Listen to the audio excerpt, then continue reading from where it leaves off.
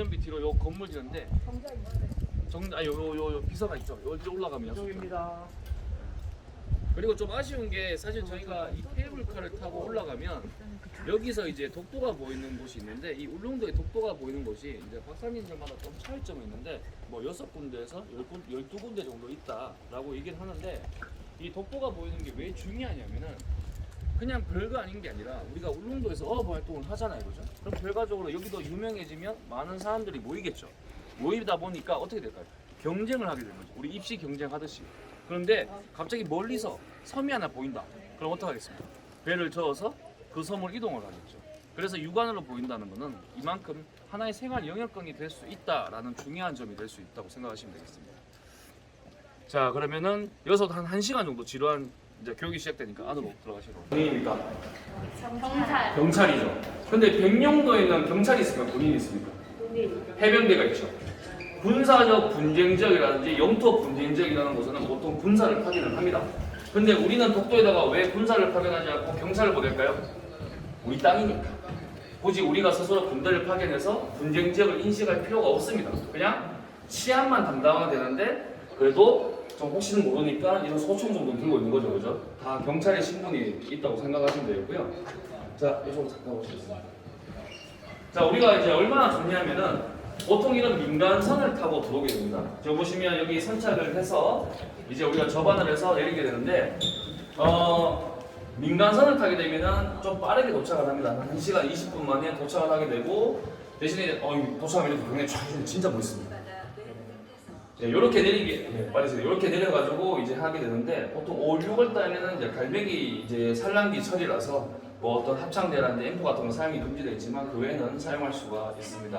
아무튼 저희가 여기 내릴 텐데 오늘 뭐 결정 나는 건 아니니까 내일 한 이쪽에 인근에 오면 이쪽에 오면은 이제 대부분 관광객 한 22만 명, 20만 명 정도가 이 배를 타는 게 아니고 다 민간선을 타게 됩니다. 민간선을 타게 되면 어떤 현상이 일어나냐면 딱 배에서 내리면 요 밑에까지밖에 못 있어요. 그런데 우리 경상북도 독보재단에서는 이 평화로를 타게 되면 요 위에까지 이렇게 올라갈 수 있는 혜택이 있습니다. 대한민국 5,500만 국민 중에 0.001%만 올라갈 수 있는 혜택을 누렸기 때문에 살짝 보상치겠습니다. 대신에 내일 날씨가 좋지않으면 못 올라가니까 그건 주의해 주셔야 될 것 같습니다. 아무튼 독도로 따지자면 서울 대치동에서 거주하고 있다라고 생각하시면 되겠습니다. 자, 여기는 서도고 여기는 동도입니다. 내일 우리가 내리는 곳은 서도가 아니라 동도에서 접안을 하게 됩니다. 그러면 방금 제가 올라갈 수도 있고 못 올라갈 수도 하는 이유는 뭐냐면 선착장 주변에 테트라포트라 해가지고 산발이처럼 생긴 거 같습니다. 불가사리처럼 생긴 거 그게 많아야지만 파도를 부숴주면서 접안을 할 수가 있는데 이 독도는 그런 시설이 없다 보니까 파도가 조금만 올라오도 배가 되기가 힘듭니다. 반면에 아이러니하게 북쪽에서 바람이 많이 쳐도 배가 되는 경우가 있습니다. 그 이유는 뭐냐면 동도 뒤편에 아무리 파도가 많이 쳐도 앞쪽에는 파도가 잔잔하기 때문에 선박을 접안할 수 있는 거죠. 자, 동도와 서도가 있는데 당시에 이 독도가 외국에서 표기된 거는 리앙크로락스라고 불렸습니다. 당시 이제 프랑스 포경성인 리앙크로호가 이 독도를 발견하게 되고 처음으로 명칭한 게 리앙크로락스. 그러면서 일본은 양포도라고 불렀었는데 이 당시 명칭은 락스라는 명칭이 붙었죠. 하지만 지금 독도는 어떻습니까? 아일랜드죠. 섬이라고 했죠. 이 암초와 섬의 부분은 상당히 중요합니다. 섬이 되면서 우리가 배타적 경제수역 EEZ 같은 경우도 훨씬 더 쉽게 적용할 수도 있고 여러 가지 국가적인 인정도 받을 수 있는데 섬이 되기 위해서는 3가지 조건이 필요합니다. 우리 보통 섬에 누가 살고 있습니까? 사람이 살고 있죠. 사람이 살고 있다면 가장 필요한 게 뭘까요? 예? 물이죠. 물이 울릉도에서는 요 서도 뒤에 실질적으로 물골이라고 해서 물이 솟아납니다. 물도 있습니다. 자, 마실 물이 있다면 이제 어떻게 되죠? 먹을 게 필요하죠. 경제적인 활동을 할 수 있습니까? 없습니까? 배 타고 어업 활동을 충분히 할 수 있죠. 그래서 우리는 독도를 섬이라고 부르는 겁니다. 물골은 이 뒤에서 용출수 되는데 파도가 많이 넘치면은 염수가 많이 들어가서 사실 먹기는 좀 힘들고요. 자, 그러면 독도의 물은 받아서 쓰느냐? 그게 아니라 배로 다 실어서 식수를 제공하고 있고 정말 급할 때는 이제 물골을 이용하기도 합니다. 자, 그런데 울릉도 독도에는 물이 풍부한 이유가 뭐냐면 보통 육지는 계곡에서 물이 내려오죠. 물들을 다 보관했다 내려오는데 울릉도 독도에는 물이 땅 밑에서 솟아오릅니다.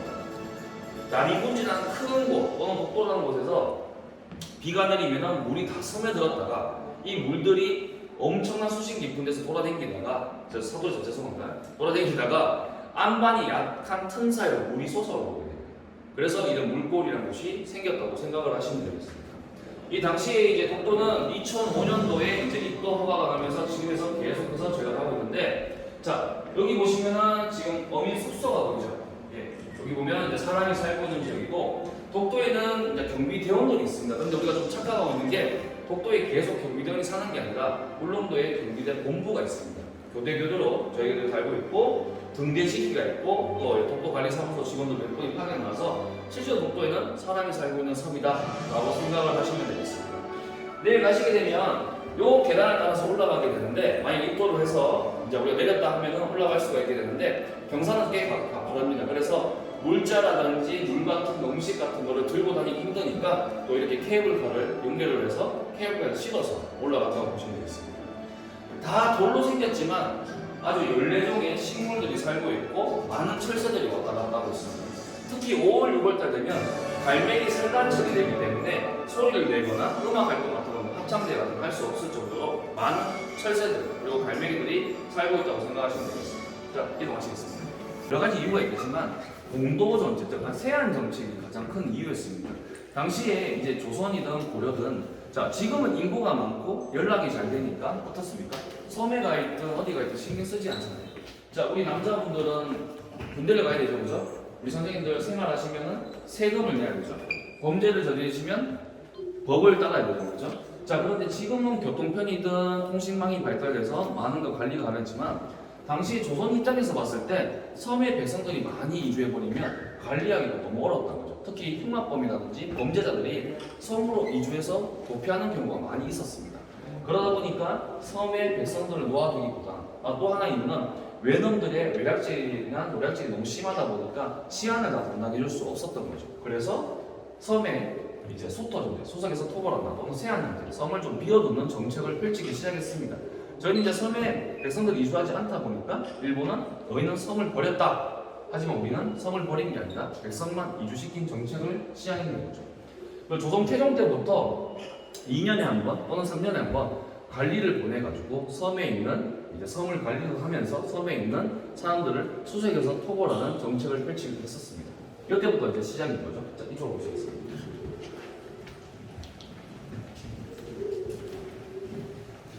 자, 이 울릉도 재개와 이제 수도 정책이라는 건 뭐냐면 이제 1693년에 이제 안용복이라는 인물이 매우 중요한 역할을 하게 되는데 일본이 주장하는 이제 자기는 다케시마가 자기네 땅이라고 인지하는 그 근거가 뭐냐면 당시에 조선은 이 독도를 버렸었다. 그리고 당시에 조선인들은 독도를 몰랐다. 당시 조선인들은 독도에 온 적이 없다라고 주장을 했었지만 1693년에 안용복이라는 인물 때문에 그 근거가 다 깨지게 됩니다. 안용복이는 독도를 인지하고 있었고 독도에 갔었고 독도에서 어업 활동도 했었기 때문에 모든 근거를 상쇄할 수 있는 좋은 계기가 된 거죠.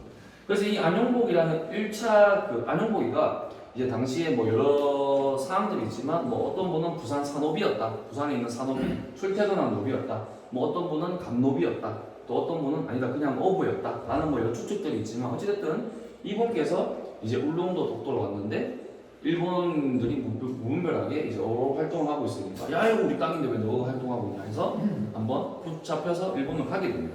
이때부터 이제 조선과 일본이 두 문사가 왔다 갔다 하면서 우리는 이걸 이제 쟁계라고 부르거든요. 울릉도 때문에 공식적인 어떤 싸움보다는 울릉도를 통해서 서로 누구 땅이냐라고 했는데 뭐 여러분들의 진짜 의견도 있지만 제가 알고 있는 내용은 이 안용복이가 가면서 이 대마도주에게 이제 항의를 한 겁니다. 울릉도 독도는 엄연히 조선의 땅인데 왜 일본인들이 와서 이렇게 불법을 침입했느냐라고 하니까 이제 이 대마도주가 자기 선에 좀 해결하기 어려워서 위에 상부에 보고하게 됩니다. 상부에 또 보고하게 되니까 이건 우리 문제가 아닌데 해서 막부에 또 보고를 하게 돼요. 에도막부에. 그러면서 에도막부가 이제 어떤 교지가 내려오냐면 지금 우리 무력으로 충분히 이 섬을 뺏을 수 있는 무력이 되지만 괜히 이웃 나라와 어떤 정치적 논란이 되고 싶지 않다. 그냥 도의 금지령을 내리고 돌려보내라. 이렇게 이제 교지가 내려오게 된 거죠. 그 교지를 만약에 받고 조선으로 기고를 했다면 상당히 우리한테 좋은 증거 자료가 되지만 대마도 교주가 시마네 시노모세키 거기서 이걸 잡아가지고 뺏게 됩니다. 뺏고 이제 한 2년 동안 가둬놓다가 이제 뭐 밥도 먹여 돌려보냈는데 그때 이제 안녕보기가 기고를 하게 됩니다. 기고를 하고 이제 2차 도일 1600 후반대에 2차 도일을 하게 됐는데 이때는 완전히 진짜 마음 잡고 도일을 한 것 같아요. 어떻게 했냐면 당시에 우리는 지금 외국을 가기 위해서 여권을 들고 허가를 바로 나갈 수 있었잖아요. 하지만 당시 시대에는 남의 나라가 진짜 어려웠습니다. 그래서 보통 이제 남의 나라 몰래 가는 거는 진짜 엄벌에 처했는데 이것뿐만이 아니라 양반을 사칭하기 시작했습니다. 울산에 있는 승려의 배를 이제 구하게 돼서 승려들과 함께 14명의 11명인가? 갑자기 기억이 안 나네요. 한 게 본격적으로 일본으로 가게 되는데 그 뱃머리 앞에 팻말을 울릉무릉 양도 감세가 그러니까 울릉도와 독도를 가나라는 감세가이라고 이제 양반을 지칭하고 이제 본격적으로 하게 된 거죠. 가서 이제 막 따지기도 하고 나가라고도 하고 이제 이게 이제 본격적으로 됐는데 이게 나중에 이제 뒤에 갔을 때 아주 좋은 증거 자료가 됐는데 왜 시노모세키 죄송합니다. 바로 했는데 거기서 이제 교지를 뺏겼잖아요. 그래서 이제 안녕보기가 이번에 멀리 있어서 귀국할 때는 강원도를 이렇게 딱 둘러서 오거든요. 근데 강원도로 오다 보니까 강원도 감사가 너 어디 갔다 왔어? 저 일본 갔다 왔습니다. 그래서 이제 붙잡아가지고 알고 보니까 양반도 사칭한 거예요. 당시 이제 노비가 양반을 사칭한 거는 최대 사형이었는데 그래서 이거를 의금부에 보고하게 됩니다. 그래서 당시 이제 조정이 발칵 뒤집은 거예요. 한 일기에 있던 백성이 양반을 사칭했고 일본에 가서 이제 이런 일을 벌였는데 하지만 어찌됐든 우리 영토를 주장하고 왔기 때문에 사형을 시키고 유배 보냈다. 그 다음부터 뭐 행적이었다라고 되어 있습니다. 그래서 지금 부산 수영구에서는 뭐 가끔 이제 안영복을 기리한 뭐 추모제도 하고 그렇게 행사를 하고 있습니다. 자 이쪽으로 가시겠습니다. 지금 설명을 좀 너무 짧게 하고 있는데 나중에 좀 더 길게 시간이 좀 해드릴게요. 자 여기 보시면 이 해곡인데 혹시 보라색 부채 가지고 계시는 분 계세요? 아무도 없습니까? 아 아무도 없구나. 보라색 부채에 보면 잠깐만요. 여기 부채는 이제 이게 억새가 그려져 있고요. 초록색 여기 앞에 보시면은 부지깽이가 그려져 있고요. 보라색에 보면은 해국이 있는데 이 울릉도 독도에는 왕해국이라는 게 있습니다. 근데 이 꽃은 좀 신기한 게 우리가 보통 꽃은 어떻게 핍니까? 따뜻한 데서 이제 점점 추운 데로 올라가죠. 남쪽에서 북쪽으로 올라간다면 얘는 반대입니다. 북쪽에서 폈다가 남쪽으로 점점 핍니다. 그러니까 추울 때 먼저 피는 꽃인데 우리 선생님들 요 타이밍 좋게 요맘때 오시면은 이 해국을 볼 수가 있어요. 자 그런데 울릉도에서 독도까지 거리는 87.4km. 그 다음에 일본에서 가장 가까운 거리는 갑자기 생각이 안 나네요. 하여튼 150 얼마입니다. 그런데 울릉도에서는 이 해국이 보이고 독도에서는 해국이 보이는데 일본에서 가장 가까운 오키섬에는 이 해국이 있다 없다? 없습니다. 그래서 생물학적으로 접근했을 때도 울릉도 독도가 훨씬 더 생태적으로 밀접해 있고 근접해 있다라고 생각하시면 되겠습니다. 그런데 자 여기 보시면은 이제 어민 숙소가 있고 이 계단을 타고 쭉 넘어가면 물골이 있습니다. 참고로 이 계단은 저는 안 타봤는데 딱 봐도 사람이 타는 곳이 아닌 것 같죠, 그죠? 엄청 높습니다. 그리고 자 내일 우리가 사진 찍을 때 중요한 점 알려드릴게요. 딱 내리자마자 기분 좋아가지고 와 하고 찍거든요. 근데 실질적으로 이게 뒤에서 찍으면 동네 뒷산이 잘 보입니다. 어디가 가장 사람 잘 나오냐면 요 뱃머리 앞에 여기 대각선 딱 쓰면 동도와 서도가 딱 중간에 딱 나오면서 아주 그림이 나옵니다. 그래서 내일 우리가 내리시면은 사진은 이쪽이 제일 베스트하다라고 생각하시면 되겠습니다. 아시겠죠? 그리고 걸어가는 거는 이렇게 해서 이렇게 위로 올라갈 겁니다. 자, 가시죠. 이제 요거는 저도 이제 얼마 전에 이제 교수님한테 배웠는 건데 이 꽁치잡이가 좀 특징, 이 보면 손꽁치들 이게 뭐냐면 꽁치들이 산란기철이 되면 이런 식으로 해초 주변에 모여가지고 몸을 굽인다고 합니다. 그래서 당시에 이제 개척이 시작되고 우리 이제 근대화했던 울릉도 주민들이 이 꽁치를 잡기 위해서 해초를 이만큼 배에 싣고 가가지고 배 주변에 쫙 풀어놓습니다. 그러면 꽁치들이 달려와가지고 아래 높이에서 푸는데 그때 손 모양을 이렇게 딱 하고 있으면 꽁치가 이렇게 딱 들어온다는 거예요. 그런 식으로 들어서 딱 잡으면은 손꽁치 지금 보시면 보죠. 왜 이래서 이렇게 하고 있으면 꽁치가 들어와가지고 이렇게 꽁치가 들어오는데 우리 포항에는 가맥이 유명한 거 아시죠, 그죠? 청원대 요즘 꽁치를 만드는데 이 손꽁치의 장점은 뭐냐면 그물이라든지 낚시바늘 등은 꽁치에 손상이 많지만 손꽁치는 이렇게 꽁치의 보존도가 상당히 좋아서 품질이 좋았다라고 생각하시면 되겠습니다. 아무튼 이 정도 이제 울릉도의 어업 활동이고요. 박물관으로 이동하도록 하겠습니다.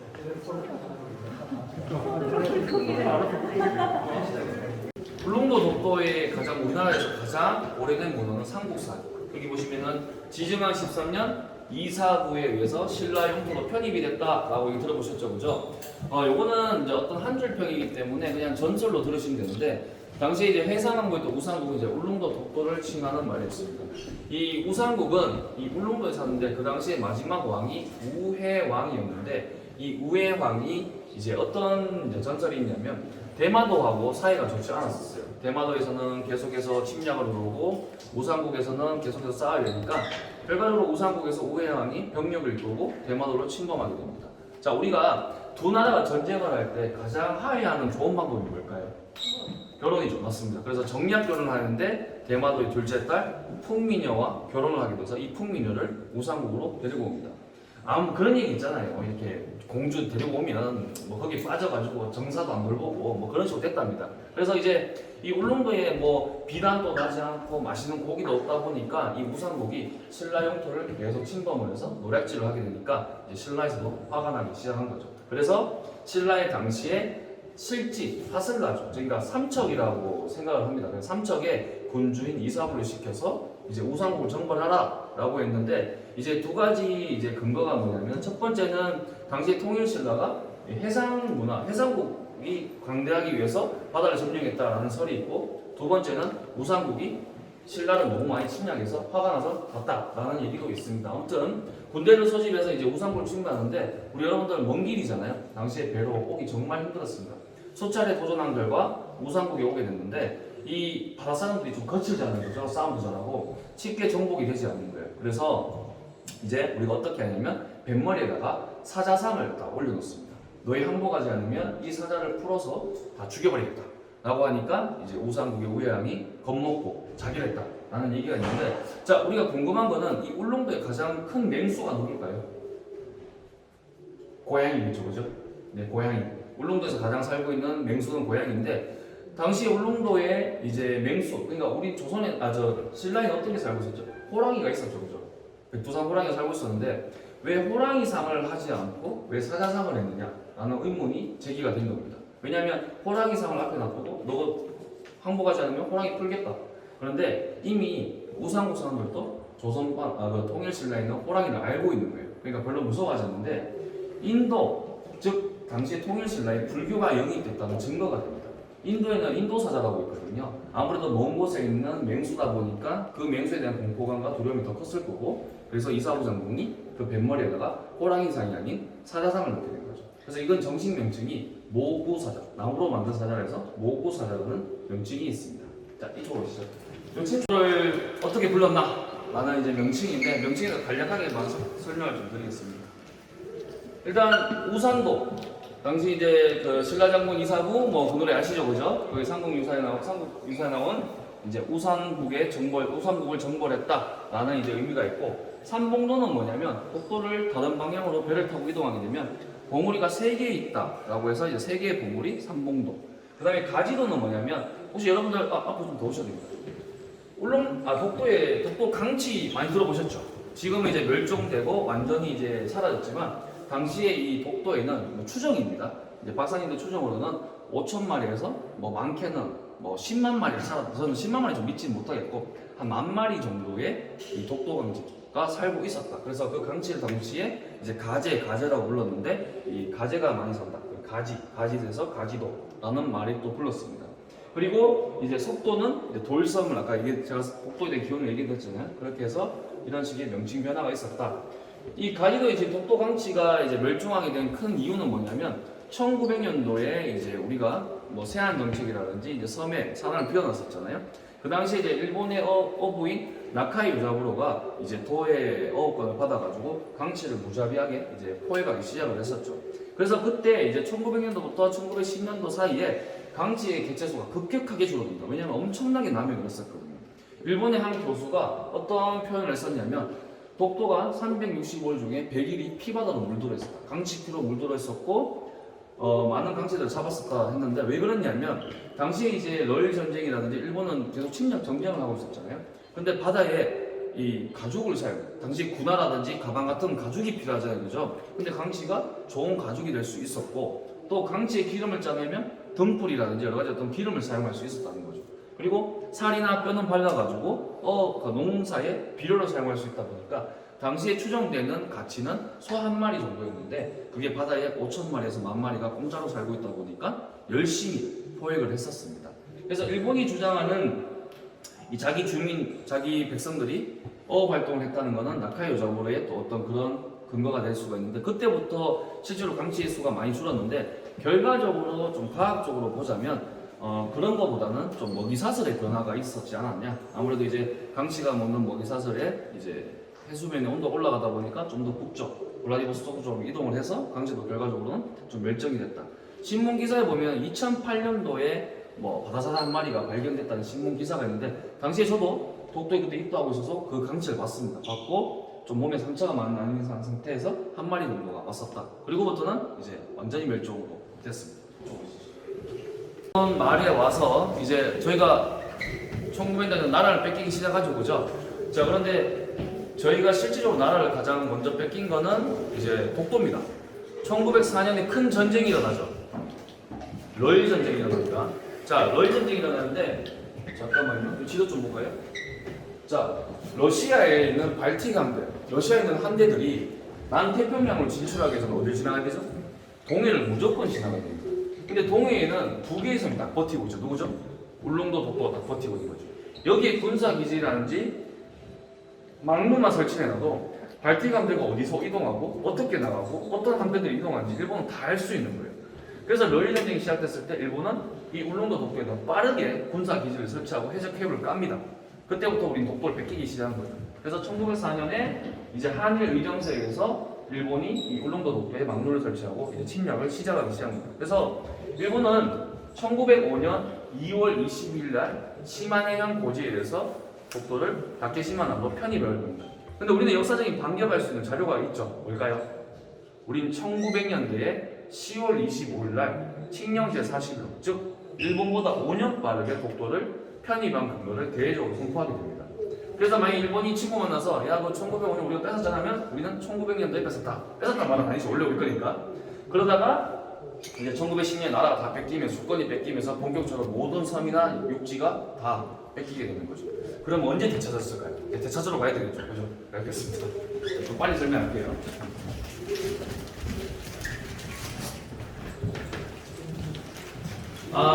이제 본격적으로 찾게 된 거는 이제 해방이 되면서 1945년 샌프란시스코 평화 조약은 포츠단 선언과 카이로 선언에 근거하는 건데, 그 포츠단 선언과 카이로 선언에 어떤 내용이 있냐면 제국 시대에 힘과 무력으로 뺏은 모든 성과 그 재물을 반환한다. 거기에 우리 독도도 마찬가지 포함되어 있다라고 생각하시면 되겠고요. 그때부터 저희가 본격적으로 이제 독도에 실효적 지배할 수 있는 계기가 됐고, 요거는 이제 스카핀 조약이라는 스카핀 그 지도라는 건데, 연합사령부가 이제 군사 지도를 썼을 때 보시면은 울릉도 독도 사이에 줄이 꺼져 있죠, 그죠? 당시에 이제 연합사령부도 이제 독도 울릉도가 이제 대한민국 영토다라고 인지를 하게 된 거죠. 이제 처음 해방이 되고 이제 일본의 힘이 약해지고 저희가 이제 본격적으로 독립을 하게 되고 이제 남북으로 갈리면서 이제 이승만 대통령 때문에 이제 본격적인 실효적 지배를 하게 됐습니다. 그 우리가 6.25 전쟁을 겪고 있는 전란 속에서도 일본은 계속해서 이 독도를 침략해서 손시선을 보내고 이제 손시선을 보내서 계속 탐사를 하고 있었는데, 결과적으로 이승만 대통령이 이 독도 뒤에 평화선이라 해서 이승만 라인을 끄면서 우리 이제 경비대가 파견을 가고 이제 본격적인 실효적 지배를 하게 된 거죠. 자, 여기 보시면 이제 독도 의용수비대 홍순실 시대가 오는데, 이건 뭐냐면은 이제 일본이 자꾸 우리가 이제 전란을 틈타서 독도 자꾸 침범하다 보니까 이 태역장사, 그 통무상사로 제가 알고 있습니다. 근데 홍순실 통무상사가 자기를 비롯해서 이제 44명의 44명인가 43명인가 죄송합니다. 인원수 생각이 들어요. 44명의 이제 청년들을 모아서 의용수비대를 결성을 하고 독도에 오게 됩니다.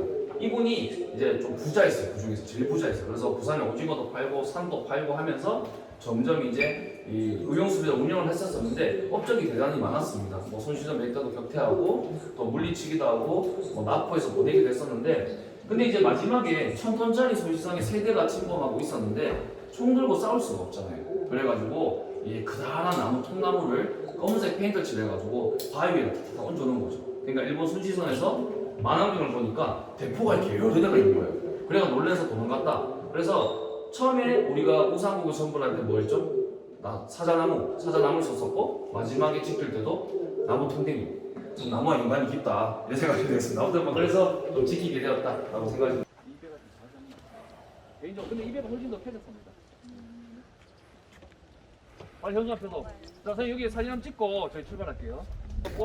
보통 여기 오면 내일을 기원하기 위해서 총장님께서 선생님 독도야 하면 여러분들이 가자라고 외쳐야 된다 아시겠죠? 이거 1 독도야! 가자! 네 수고하셨습니다.